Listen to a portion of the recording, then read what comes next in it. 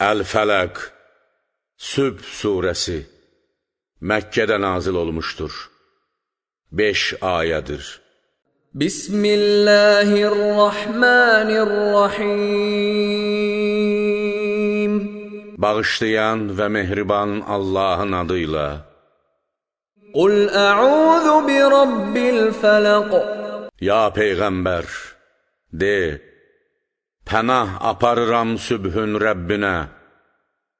Bulaqların və bitkilərin çıxması ilə yarılan yerin, övladların doğulması ilə əmələ gələn qohumluq əlaqələrinin və ölülərin dirilməsi üçün yarılan qəbirlərin Rəbbinə.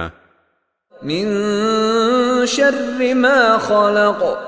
Yaratdıqlarının şərindən, şər sahibi olan şeytanlar, xəbis cinlər və maddi şərlərdən.